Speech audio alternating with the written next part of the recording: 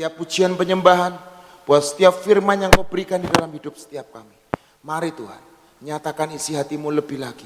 Biar roh pengertian, roh pewahyuan, roh hikmat itu Tuhan, 7 roh Allah turun di dalam hidup setiap kami. Biar kami boleh menghadapi kehidupan ini dengan penuh kemenangan. Karena perjalanan kami adalah from glory to glory. Dan kami percaya Tuhan, sampai masa tua pun Engkau tetap gendong setiap kami. Terima kasih Tuhan Yesus. Kami ucap syukur hanya di dalam nama Tuhan Yesus Kristus. Sama-sama berkata, amin. Saudara-saudara semuanya, hari ini saya kasih judul mungkin, kenapa kita perlu yang namanya hikmat. Amin. Mungkin seseorang berkata, aku menang lotre banyak nih. Aku dapat sesuatu yang besar nih hari ini. Tapi percayalah saudara, tanpa hikmat yang dari surga, pengaturan yang dari surga, ternyata semuanya itu sia-sia. Sebuah survei berkata saudara, 98% orang di Amerika yang menang lotre. Jadi kalau di Amerika itu, di negara sana itu, lotre itu ada di toko-toko supermarket yang sering kita datengin. Supermarket kecil itu biasanya menjual lotre. Nah, dulu zaman waktu saya kecil, waktu saya SD, ada yang jual lotre juga di depan sekolah saya. Ngambil gitu. Dan kadang-kadang dapat permen, dapat uang. Ngasih uang 100 atau 200 rupiah, dapatnya 500, dapatnya 1000. Sudah diajarin menang lotre dari SD. Ketika pulang sekolah, mungkin koyong, mungkin teman-teman yang angkatan 70-an, lahir tahun 70-an, itu tahu. Kalau zaman kita SD, zaman kita SMP, itu ada lotre. Keluar dari halaman sekolah, itu ada lotre. Nah, menurut penyelidikan, orang yang menang lotre 98% uangnya akan habis, tidak berbekas. Cepat didapat, cepat hilang. Karena sebenarnya mereka yang menang lotre itu, mereka itu nggak punya kemampuan, nggak punya hikmat untuk mengatur yang namanya kekayaan. Seringkali orang itu pengen dipercaya saudara. Saya pengen dipercaya banyak. Tapi ternyata bukan cuma tanggung jawab yang gak punya. Tapi maaf kata, mereka gak punya yang namanya hikmat. Untuk mengatur. Berapapun habis. Seringkali saya mendengar yang namanya quotes. Mau gaji 5 juta atau gaji 50 juta atau gaji 100 juta, percayalah itu gaji akan habis di tangan orang yang tidak bisa mengelola. Semakin banyak uang masuk, semakin banyak keinginan, semakin banyak berkat masuk, semakin banyak yang namanya ini pikiran, oh pengen beli ini. Wah dulu saya waktu kecil gak bisa beli ini, saya akan beli ini. Kalau karakternya nggak dirubah, kalau gaya hidupnya nggak dirubah, ya sama aja. Gaji 5 juta, gaji 50 juta, habis saudara. Ini kejadian saudara, di karyawan saya. Pak naik gaji dong. Naik gaji. Dinaikin gajinya, ya sama aja ngutang. Misalnya ada pegawai baru saya terima. Kamu dulu kerja di mana? Oh di perusahaan ini Pak. Gajinya berapa? Segini Pak. Oke. Karena saya sudah wawancara kamu, saya sudah interview sama kamu, saya berani kasih gaji kamu segini. Dulu kamu jadi koki di sana gaji berapa? Segini Pak. Oke. Saya naikkan 1,5 kali lipat gaji kamu di perusahaan kamu yang lama. Karena saya tahu masakan kamu enak dan kamu ngelamar hari ini di tempat saya. Oke Pak. Berjalannya waktu, ditambahin 50% dari gajinya. Misalkan 10 juta jadi 15 juta. Berjalan dengan waktu, nggak nyampe 3 bulan saudara. Ngutang, kurang uangnya, gajinya kurang. Loh, saya ngomong kok bisa kurang? Dulu di perusahaan lama kamu juga sering ngutang. Ya sama Pak. Lah sekarang perusahaan baru, kamu udah dikasih tambahan gaji 50% lebih banyak daripada perusahaan lama kamu. Kamu tetap ngutang. Ya ngutang Pak. Hari ini kita perlu yang namanya hikmat. Dan bukan hikmat yang daripada dunia saudara. Hikmat yang kita perlu adalah hikmat surga. Gimana sih caranya? Dapat hikmat ya. Saya tahu Pak. Saya tahu kok. Saya baca Alkitab. Hikmat itu kita perlu. Tapi gimana ya kok? Tiap kali dapat uang habis. Tiap kali dapat uang habis. Belum tengah bulan udah ngutang lagi kanan kiri. Tetangga saya semua tahu kalau saya raja utang, bukan raja minyak. Saudara-saudara saya kalau saya datang, mereka nyingkir kok. Waduh, hari ini saudara, kalau saudara ikut Tuhan, mari sama-sama. Tuhan, tolongi aku. Berseru seperti tadi. Berseru kepada Tuhan. Maka hidupmu akan diselamatkan. Amin. Dunia ini penuh hikmat juga. Percayalah saudara. Tapi hikmat dunia. Orang berkata, hikmat dunia. Kerja kalau enggak ngapusi orang, enggak bohongin orang, enggak kaya. Kerja kalau enggak nipu, toko kalau enggak nipu, enggak kaya. Rumah makan kalau enggak citing-citing sedikit, enggak kaya. Kalau gajinya pegawai harus di bawah UMR. Harus di bawah. Kalau perlu diperas sampai darahnya keluar. Seperti Yesus itu loh di Taman Getsemani. Nah itu. Seringkali kita ini orang Kristen lebih kejam daripada orang dunia. Hikmat dunia berkata, kalau nggak nipu nggak kaya. Kalau saya nggak menang lotre, gimana caranya saya bisa kaya? Tapi hikmat surga berkata lain saudara. Saudara, kita buka di Amsal 9 ayat 10. Hari ini saya dan saudara bukan kejar kekayaannya. Tapi ayo kita ngikut Tuhan seperti apa yang Tuhan mau. Amin. Hikmat itu nggak perlu dikejar. Yang perlu dikejar itu, yang perlu kita melekat itu kepada siapa? Tuhan. Karena dia itu sumber hikmat. Amin. Benar ya saudara ya? Saya mau belajar hikmat sampai ke negeri Tiongkok. Percayalah, tidak bisa. Saya akan belajar hikmat sampai ke Holy Land, ke negeri Israel. Percayalah, engkau pulang akan sama saja. Apalagi kalau berangkatnya sambil ngutang.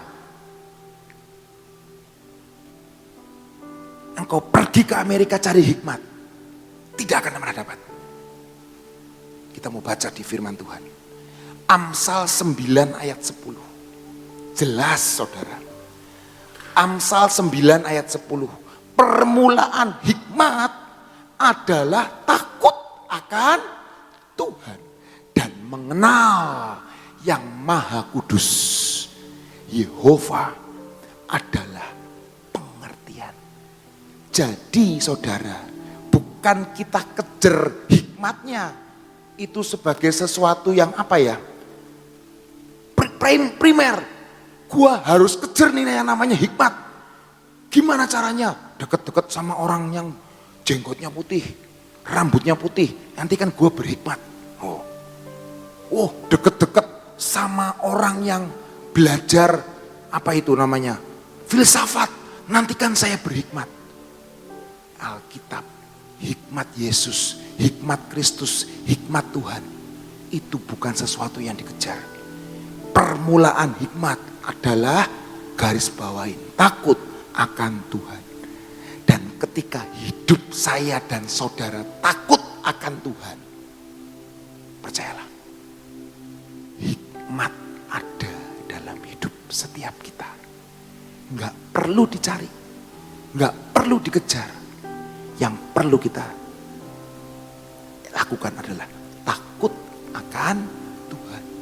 Hari ini, loh kok saya nggak pernah lihat Pak, di antara perkumpulan saya, di antara komsel saya, nggak ada hikmat itu orang. Pakai hikmat dunia.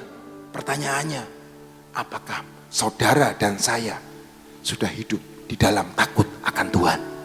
Tok, itu tok. Takut akan Tuhan, takut akan Tuhan adalah permulaan hikmat. Di balik permulaan hikmat adalah takut akan Tuhan. Takut akan Tuhan adalah permulaan hikmat. Enak kan saudara? Hari ini, biar hidupmu dan hidupku takut akan Tuhan. Segala sesuatu, tanya Tuhan. Tanya Tuhan. Tuhan, boleh enggak? Tuhan, ini benar enggak? Ketika kita punya hikmat, kita enggak cuma hanya membedakan antara yang benar dan yang salah.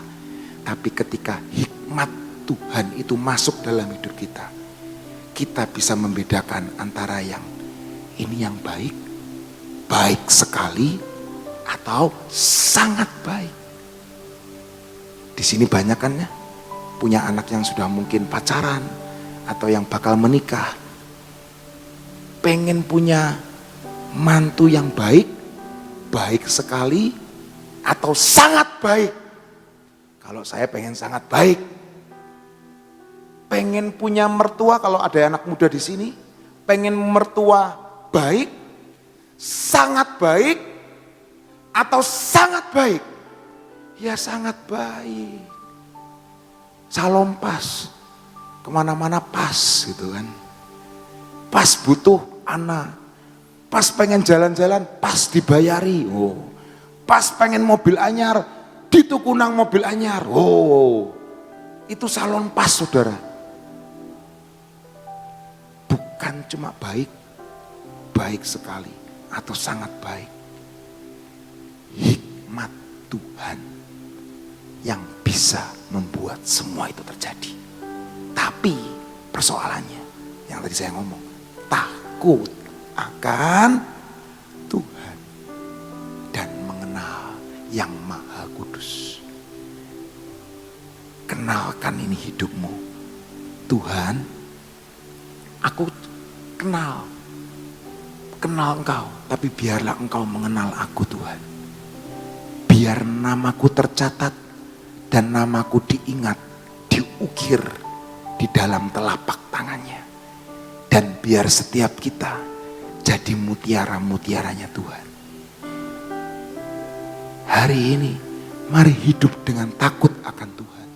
Karena permulaan hikmat adalah takut akan Tuhan. Pertanyaan kedua saudara, takut akan Tuhan iku apa?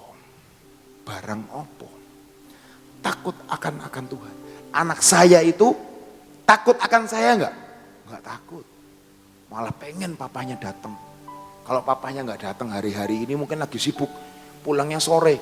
Wih, ngamuk saudara. Masuk, papa sih kok enggak datang. Biasanya jam 3 udah ada di rumah. Jam setengah 4 biasa udah di rumah.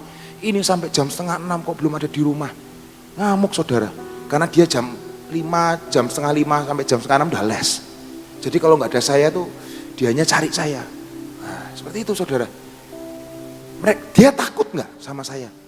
Nggak takut, tapi dia menghormati saya. Betul? Takut akan Tuhan itu apa? Hidup yang menghormati Tuhan. Hormat ini loh. Kita ini nggak cuma takut, waduh, wah hari ini Bu Nani nggak datang, kesempatan nggak PW nih saya kesempatan saya nggak pelayanan hari ini. Oh, Bu Nani nggak datang, nggak usah datang. Nanti kalau Bu Nani datang, saya datang lagi. Itu cuma takut di depan saudara. Hari-hari ini hikmat dunia berkata, kalau ada bos, lu lakuin kerjaan dengan baik. Kalau nggak ada bos, pulang lebih cepat nggak apa-apa. Gak apa-apa. Udah, bosnya juga gak tahu kok. Bosnya juga lagi jalan-jalan. Hari ini firman Tuhan berkata apa? Lakukanlah segala sesuatu seperti untuk Tuhan. Setialah pada perkara-perkara yang kecil. Kita ini gak setia sama perkara kecil, saudara. Perkara kecil itu banyak dalam hidup kita. Masalah datang telat atau datang nggak tepat waktu, itu perkara kecil. Masalah, maaf kata, uang kembalian. Masalah apa lagi? Banyaklah saudara dalam hal kecil dalam hidup kita ini. Mencintai suami, mencintai suami, menghormati istri, menghargai anak. Itu firman Tuhan. Kayaknya perkara kecil, saudara. Tapi seringkali kita ini nggak bisa melakukan itu. Dan hari-hari ini, mari saudara, kita punya hidup yang menghormati Tuhan. Matius 7 ayat 24 sampai 27.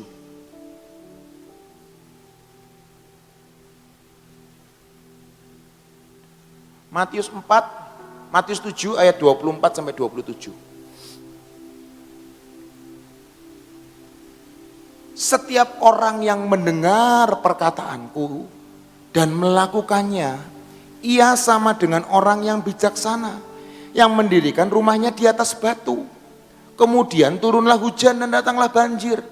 Lalu angin melanda rumah itu, tetapi rumah itu tidak rubuh sebab didirikan di atas batu.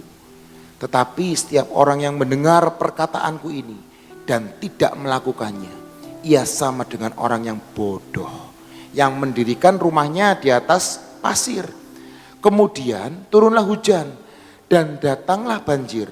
Lalu angin melanda rumah itu, sehingga rubuhlah rumah itu dan hebatlah kerusakannya. Tadi kita baca permulaan hikmat adalah takut akan Tuhan. Dan kita juga baru saja membaca, orang yang bijaksana atau orang yang berhikmat itu orang yang mendengar dan melakukan. Jadi orang yang berhikmat itu adalah yang pertama takut akan Tuhan adalah menghormati Tuhan. Dan yang kedua adalah permulaan hikmat adalah berhikmat itu apa? Orang yang mendengar dan melakukan. Saudara tahu perumpamaan ini dua-duanya kayaknya rumahnya indah, rumahnya bagus. Betul? Ketika orang ini bangun rumah ini, dia ngomong, dua-duanya tampak bagus, betul? Tampak indah dua-duanya.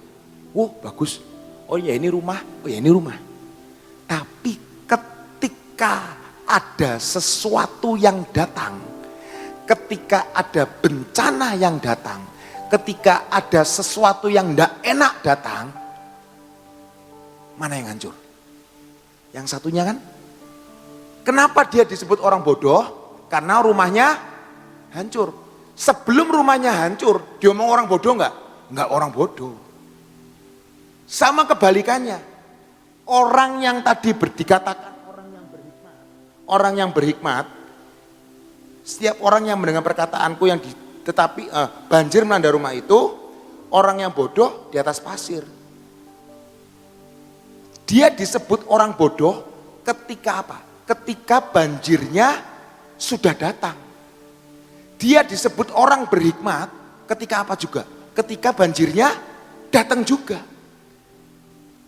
Berarti berhikmat itu adalah akibat, saudara. Betul? Bukan sebab. Akibat engkau melakukan apa yang Tuhan mau. Akibat engkau mengikut Tuhan yang benar. Ketika engkau menghormati Tuhan. Ketika engkau berjalan bersama Tuhan dan mendengar dan melakukan firman Tuhan. Engkau disebut orang berhikmat. Jelas sampai sini saudara? Hikmat dunia bukan sama dengan hikmatnya Tuhan. Dan hari ini percayalah saudara, saudara akan terlihat bijaksana. Saya ulangi, percayalah, saudara akan terlihat bijaksana ketika saudara mendengar dan melakukan firman Tuhan. Itu sudah menang. Ketika orang mendengar dan melakukan, itu disebut seorang bijaksana. Jadi gak usah susah-susah. Gimana caranya saya berhikmat? Bagaimana caranya saya berkebijaksanaan? Dengar, lakukan firman Tuhan. Takut akan Tuhan. Hormati Tuhan. Dan itu akan jadi dalam hidup kita. Kita adalah orang yang berhikmat. Kita adalah orang yang berpengertian, bijaksana. Apapun yang ada di tangan kita jadi besar. Apapun yang ada di tangan kita jadi mendunia. Itu loh orang-orang yang dikasihi Tuhan. Amin saudara. Orang ini yang bangun di atas rumah di atas batu, mungkin diajak sama yang rumah di atas pasir. Ngapain buang uang investasi? Ngapain pakai batu? Ngapain PW setiap hari? Ngapain lu pelayanan? Ngapain lu ngerjain seperti hal ini? Lu gak tahu di luar sana masih banyak kerjaan. Hari ini saudara, kita mungkin investasi di tempat ini. Mungkin setiap hari kita PW. Mungkin setiap hari kita pelayanan. Tapi percayalah saudara, itu seperti kita membangun rumah di atas batu. Dan ketika badai itu datang, percayalah, rumahku dan rumahmu tidak akan terbawa banjir.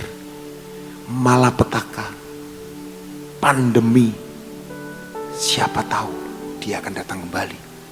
Tapi hari ini kita mau berkaca dari kejadian 2019. Mari tetap tambahkan iman. Mari tetap tambahkan yang namanya pengertian. Tambahkan yang namanya hikmat. Tambahkan yang namanya pengetahuan. Tambahkan yang namanya pengertian dalam hidup setiap kita. Sehingga mungkin ketika nanti ada sesuatu yang datang. Banjir besar, hujan besar datang. Rumahku dan rumahmu tetap kokoh. Iblis gak bisa ikut campur dalam rumahku dan rumahmu. Amin saudara. Hari-hari ini mari buat pondasi yang kokoh di dalam Yesus. Dengan hikmat, marifat yang dari surga. Kita mau baca selanjutnya. Matius 25 ayat 1. Mungkin nanti saudara baca di rumah ya saudara ya. Menghemat waktu. Ini Matius 25 ayat 1 sampai 10. Ini tentang perumpamaan 10 gadis. Awalnya dikatakan 10 gadis. Gak ada itu. Awalnya gak diomong 5 bolet, 5 pinter, gak ada. Semuanya itu diomong gak bodoh.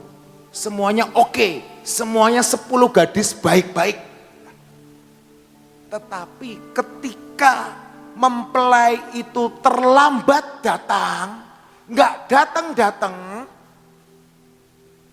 ternyata ada 5 orang yang tidak membawa minyak cadangan. Dan ketika minyak cadangannya gak cukup, pelitanya mau mati, apa yang mereka lakukan? Mereka baik loh, mau pergi beli. Betul saudara? Tapi kenapa yang 5 orang ini diomong gadis yang pintar? Yang 5 sebelahnya. Karena mereka membawa buli-buli di dalam buli-buli. Membawa minyak di dalam buli-buli tanah. Itu akibat saudara. Karena mereka membawa minyak di dalam buli-buli.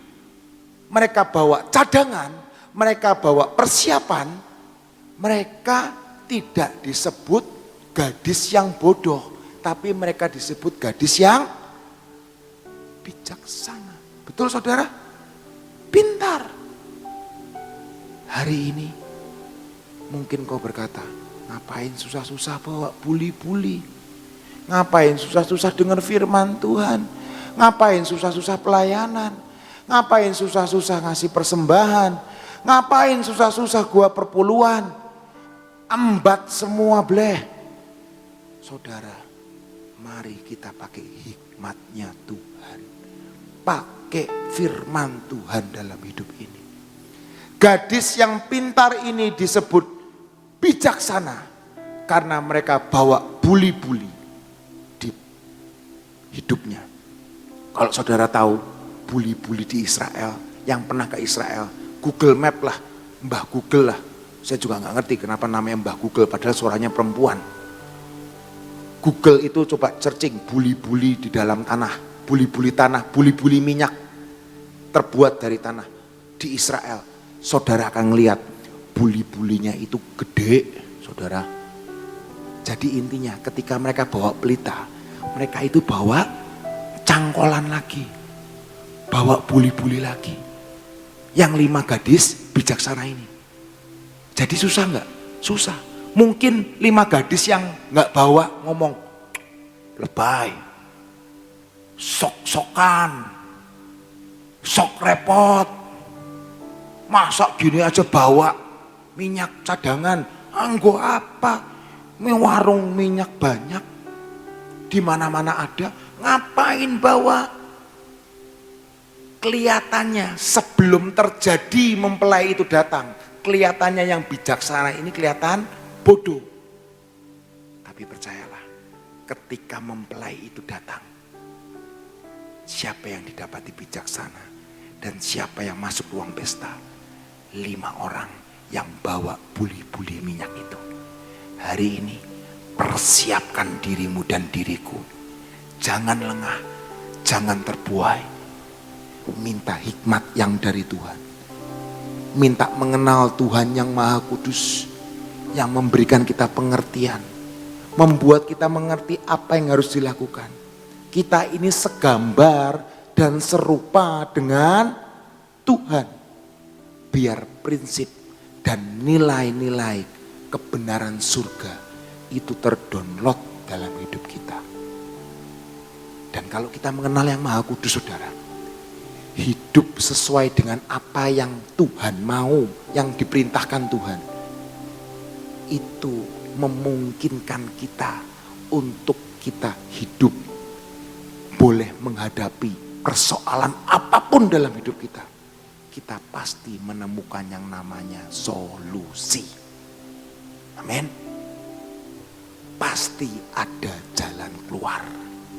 Masih ada Tuhan. Amin. Mari kita berdoa. Tuhan Yesus, kami mengucap syukur Tuhan buat pagi hari ini.